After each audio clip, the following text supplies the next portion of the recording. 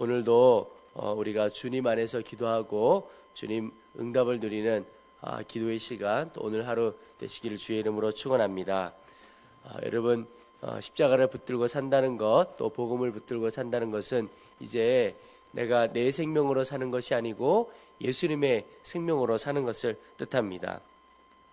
예수님의 생명으로 산다, 이 말은 이제 내 입술이 아니고 예수님의 입술이어서 예수님께서 하게 하시는 말을 하고 사는 것이고, 또 예수님의 심장으로 살아가는 것이고, 또 예수님의 마음을 품고 살아가는 것입니다.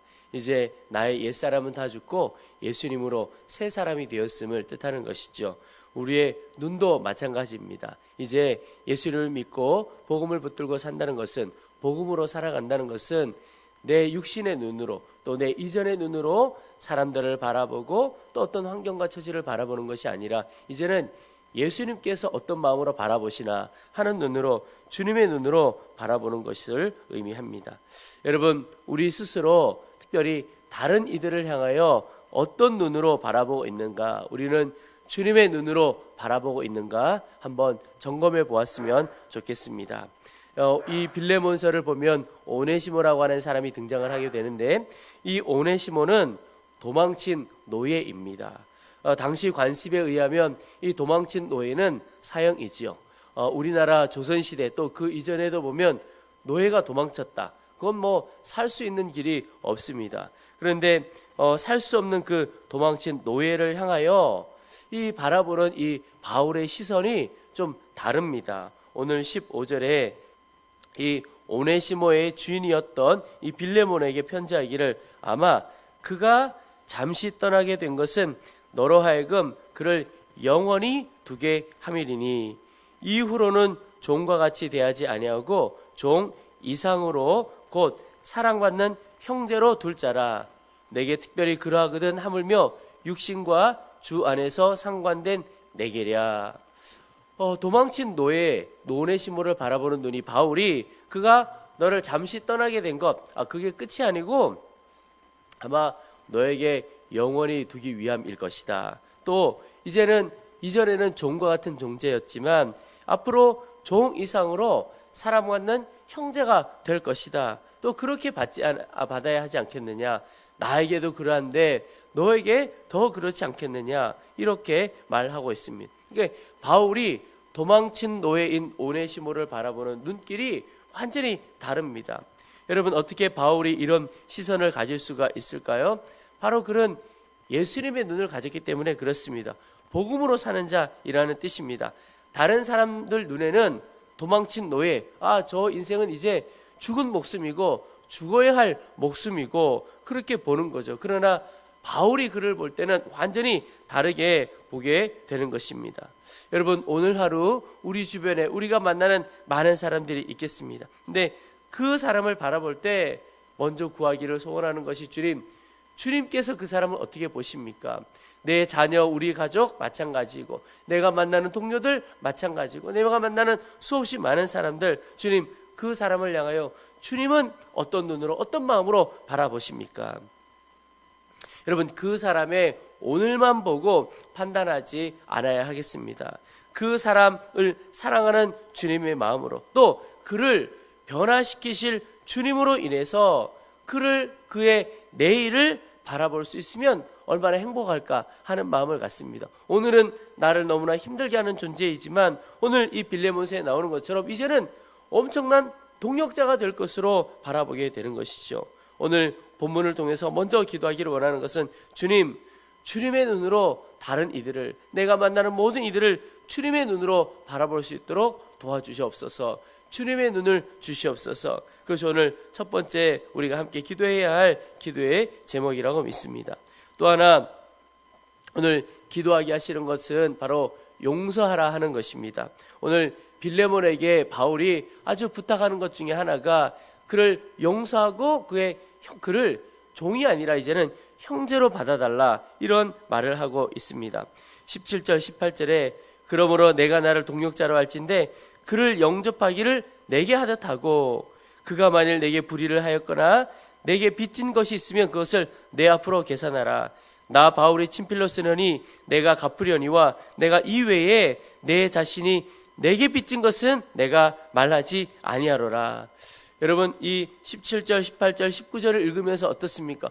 저는요, 이 바울이 아주 거룩하게 빌레몬을 협박하고 있는 것 아닌가, 이런 생각이 듭니다. 너 내게 얼마나 빚진 것 맞느냐? 네가 나에게 빚진 것 내가 말하지 않겠다. 그러면서 이 사람을 받아달라. 이 사람이 빚진 것, 여러분, 노예가 도망친 것, 빚진 게 얼마나 많겠습니까? 그냥 목숨을 빚진 거죠. 그거 다 내게로 달아달라, 이렇게 이야기하고 있습니다. 용서해달라는 뜻이죠. 그러면서 20절에 오 형제여, 나로 주 안에서 너로 말미암아 기쁨을 얻게 하고 내 마음이 그리스도 안에서 평안하게 하라. 나는 내가 순종할 것을 확신함으로 내게 썼노니 내가 내게 말한 것보다 더 행할 줄 아노라. 이게 바울은 빌레몬에게 거룩하게 부탁하고 사랑으로 간구하면서 이 도망친 노예인 빌레몬을 용서해달라고 구하고 있고, 이제 노예를 넘어서서 형제로 받아달라고 부탁하고 있습니다.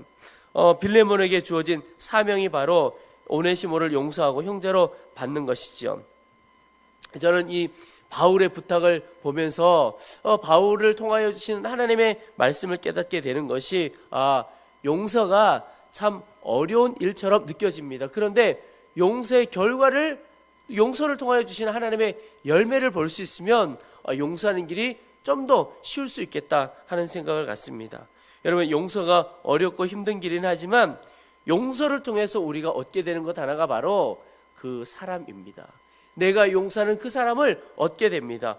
오늘 이 빌레몬은 오네시모를 용서함으로 노예는 잃었습니다. 그러나 사람을 얻었습니다. 형제를 얻게 된 것입니다. 빌레몬은 노예는 잃었지만 형제를 얻는 역사가 오네시모를 용서함으로 일어나게 된 것이죠. 여러분, 우리가 무엇을 얻을 것인가 한번 생각해 본다면, 용서의 길을 갈 것인가, 계속 미움의 길을 갈 것인가. 용서하지 못하는 것은 여전히 내 육신의 감정에 반응하는 것이고 사람을 계속해서 잃고 살아가는 것입니다. 반면에 내가 그 사람을 용서하는 것은 복음에 반응하는 것이고 형제를 얻는 것입니다. 사람을 얻게 되는 것입니다. 여러분, 우리가 그 어떤 것보다도 얻어야 할 것이 사람이지요. 주님께서 한 영혼을 위하여 목숨을 버리셨다고 말씀하셨고, 이 99마리 양보다 한 마리 양 더 귀하다고 하셨는데, 우리에게 있어서는 그 한 영혼을 얻게 되는 길이 용서하는 길입니다. 오늘 빚진 마음으로 용서하고 그 용서함으로 형제를 얻게 된다는 것을 깨닫고, 우리 마음 가운데 그 길이 혹 어리고 힘든 길일지라도 복음 안에 반응하고 예수님 안에 반응하게 되면 우리가 혹 다른 것을 잃어버릴지 모르겠습니다. 또 우리 감정으로 반응하여 내 마음을 시원케 하는 것, 내 육신의 자를 시원케 하는 것 잃어버릴지 모르겠습니다. 그러나 복음으로 반응하며 하나님의 역사를 경험하고 사람의 영혼을 얻게 되는 일이 일어나게 될 것입니다.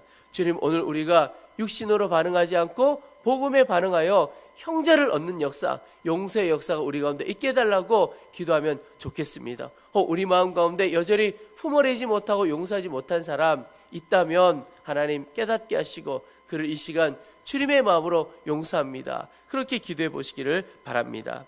오늘 마지막으로 기도할 것 하나가, 우리는 혼자가 아니라는 것입니다. 오늘 마지막에 바울이 이 빌레몬에게 이 오네시모 용서하고 형제로 받아달라고 하는 이야기를 다 한 후에 문안 인사를 합니다. 23절에 보면, 그리스도 예수 안에서 나와 함께 갇힌 자 에바브라와 또한 나의 동력자 마가, 아리스다고 데마, 누가가 문안하느니라. 우리 주 예수 그리스도의 은혜가 너희 심령과 함께 있을지어다. 여러분, 이 바울의 서신 마지막의 특징 중에 하나가 똑같습니다. 우리가 어제 바울의 서신의 공통점이, 첫 시작이 자기가 누구인가를 밝히고 또 축복한다고 그랬죠. 근데 또 마지막에 나오는 이 공통점 하나가 자기의 동력자들을 밝히고 또 하나님의 은혜를 구하고 문안하는 장면이 나옵니다. 이것을 보면서 하나님의 나라는 한 사람에 의해서 이루어지지 않고 또 하나님의 나라는 함께하는 동역자들이 반드시 있다 하는 것을 깨닫습니다. 여러분, 우리 혼자가 아닙니다. 하나님의 나라를 위하여 함께 기도하고 함께 동역하고 함께 마음을 나눌 동역자들을 주님께서 다 붙여주셨습니다. 절대 혼자 외로워할 것이 아니고 함께 갈 이들이 있습니다. 여러분, 눈을 들어 그 사람들을 바라볼 수 있기를 축복합니다. 하나님께서 내게 붙여주신 나의 동역자들은 누구인가? 주님께서 반드시 붙여주시는 동역자, 눈을 들어 보면 보여질 수 있는 것입니다. 내 가정의 동역자는 누구이고 내 직장과 일터에 주님의 나라를 위해서 함께 기도하고 함께 마음을 모을 동역자는 누구인가? 여러분, 하나님께서 우리에게 동역자를 주신 이유가 있습니다. 반드시 동역자를 주시는데, 동역자를 주신 이유는 혼자는 어렵고 힘든 것입니다. 그런데 삼겹줄은 잘 끊어지지 않는다고 그랬습니다. 동역자들을 통하여 서로 격려하고 힘을 합할 수 있기 때문에 그렇습니다. 그래서 오늘 우리가 눈을 들어 보게 된다면 그를 통하여 나를 격려하고 나를 위로하고 힘주실 그 하나님께서 쓰시는 동역자가 있고, 또 하나는 내가 동역자로서 격려하고 축복하고 위로해야 할 그런 사람도 반드시 있다라고 하는 겁니다.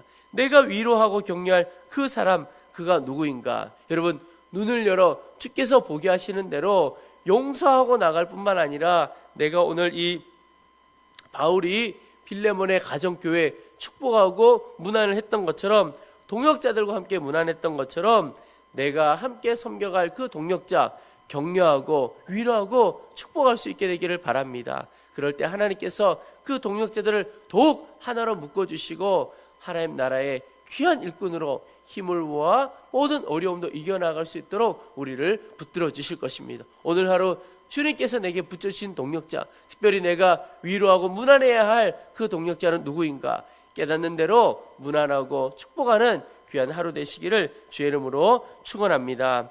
우리 이제 말씀을 붙들고 기도하겠습니다. 먼저는 하나님, 오직 우리가 주의 눈으로 우리가 만나는 모든 사람들 바라볼 수 있도록 주님의 눈을 허락하여 주옵소서 기도하겠습니다. 우리 또 하나, 하나님, 용서함으로 이제는 형제를 얻고 영혼을 얻는 자 되어지도록 도와주시옵소서. 우리 세 번째는 하나님, 오늘 나의 동역자가 누구인지 깨닫게 하시고 그 동역자를 위로하고 격려하고 문안하여 주 안에서 더 깊은 동역자 되어지도록 우리를 붙들어 주시옵소서. 우리 주의 이름을 한번 부르고 간절한 마음으로 함께 기도하고 오늘 개인 기도도 함께하고 오늘 자유롭게 마치도록 하겠습니다.